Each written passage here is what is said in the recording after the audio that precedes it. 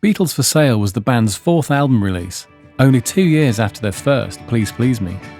In that time, they'd gone from relative unknowns to the top of the music world, conquering everywhere they visited and bringing them immense success, but with it, inevitable fatigue. George Martin remembers, they were rather war-weary during Beatles for Sale. One must remember, they'd been battered like mad through '64 and much of '63. Success is a wonderful thing, but it's very, very tiring. They were always on the go. Although Beatles for Sale is not an entirely sombre album, as it is peppered with upbeat rock and roll classics, their original material definitely has a more introspective lyrical edge to them, especially those written by John. Songs like I'm a Loser and Babies in Black represent quite a leap from the classic theme of the straightforward I love you, you love me premise of previous hits such as She Loves You and From Me to You. It's also evident that sonically they were beginning to evolve, with more emphasis on acoustic guitars featuring as a main instrument on their originals, this being one of the many ways they were influenced by Bob Dylan, who they'd met some months before writing the material for the record. The boys entered Abbey Road Studios on the 11th of August 1964, just 1 month after the release of Hard Day's Night, but the main bulk of the recording took place during a 3-week period beginning on the 29th of September, after the band's return from a US tour. A lot of the recording took place during their so-called days off from gigs and appearances in the UK. They were so busy at this point, a lot of the songs needed a fair amount of work in the studio before they were finished. They had had the luxury of 4-track recording since I Want to Hold Your Hand, so it wasn't exactly new by this time, but it's evident that they were really starting to maximise the potential of being able to overdub without the tape degradation as before. The Telefunken M10 was the machine all the engineers desired to use, although at Abbey Road they only had 2 of them in operation, and whichever studio was using them had to patch into a room that they were housed in, as they weren't actually situated locally. Of course, the Beatles had priority when they were in the studio, and quickly established a standard way of working. When they first got hold of the Telefunken, they simply filled the tracks up as they recorded, but on Beatles for Sale, they established a method of music on track 1 and 2, followed by vocals on 3, and on track 4, either more vocals or any other additional overdubs. This is the track sheet setup for the song Every Little Thing. So you can see that the drums, bass and acoustic guitar on track 1, the electric 12-string on track 2, the vocals alone on track 3, with track 4 having an electric guitar, piano and timpani. The track sheet for I'm a Loser is interesting, as track 1 has drums, bass, acoustic guitar and electric guitar, with this representing the rhythm track. Electric guitar and tambourine appears on track 2, but the vocals are given the other 2 tracks along with a harmonica, so it's evident that they prioritised the clarity of the vocals above all else. Harrison remembers at the time, "Our records were progressing. We started out like anyone, spending their first time in a studio, nervous and naive and looking for success. But by this time, we had loads of hits and a few tours and were becoming more relaxed with ourselves and more comfortable in the studio, and the music was getting better."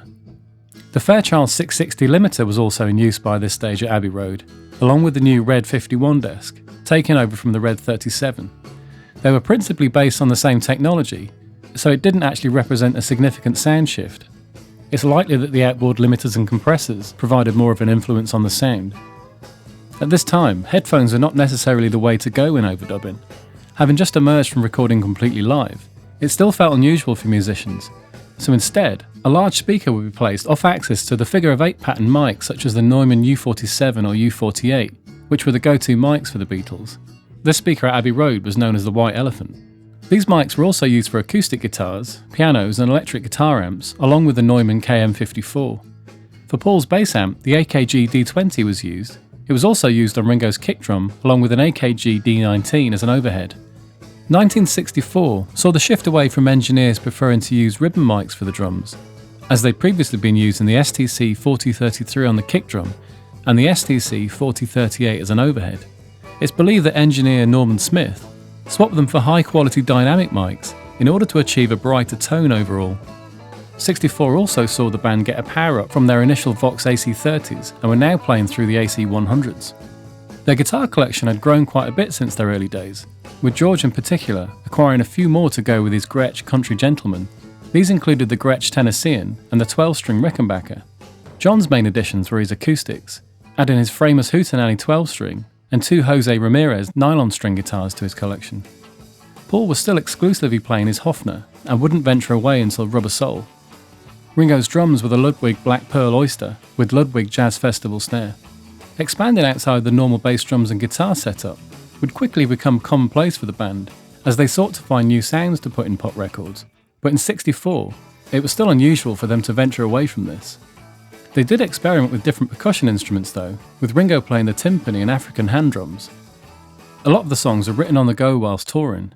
Every Little Thing and What You Doing were both written in hotel rooms in Atlantic City a few months before. 8 Days a Week was so new that it was the first song brought into the studio completely unfinished. Despite this, they still managed to wrap it up in 2 sessions spanning 7 hours. One song that was definitely not new was I'll Follow the Sun, written by Paul when he was 16. It was previously considered a little soft for their image, and perhaps not strong enough, although George Martin later held it up as one of his favourites. One of the standout aspects of the album is the clarity of the record. It was made way before the bells and whistles of Sgt. Pepper, and was a less is more approach that gave space to the parts and also avoided the degradation of bouncing tracks that reduced the fidelity with each bounce. Despite having the luxury of being able to record the backing tracks independently from the vocals, George Martin was still very keen on getting live performances wherever possible, even sometimes to the detriment of the sound quality, as isolated tracks could be compromised with bleed from other instruments. Having said that, he did have a big dislike for plosive sounds, created mainly by John singing B's and P's. His performance of I'm a Loser was halted a few times when he heard John saturate the mic singing the line, I'm not what I appear to be. So much so, a spit shield, as it was known then, was brought in. They were relatively uncommon in those days, unlike today where a pop shield is ubiquitous.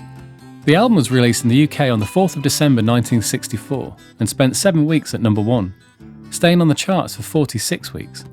The record cover reflects the mood shift in music perfectly, with an autumnal scene giving the impression of introspection and thoughtfulness. In the US, the album was released in a different format, as was the norm at that time, entitled Beatles 65. The album omitted Kansas City, 8 Days a Week, Words of Love, Every Little Thing and I Don't Want to Spoil the Party. It instead included I'll Be Back, which is one of the songs left off the US version of A Hard Day's Night, and I Feel Fine as She's a Woman, which were issued as singles in the UK. Beatles 65 was released 11 days after Beatles for Sale, and became the fastest selling album of the year in the United States. Today, it may not be considered their greatest work, but it's held up as one of their best sounding records by fans. It's not surprising given the lack of bouncing down they did to achieve it. It does have a really nice intimate feel, especially on their original compositions, and is a great snapshot of a band that was still at their peak as an incredible live act. If you're interested in finding out more about the recording of the Beatles' next 2 albums, I previously made videos on Rubber Soul and Revolver here.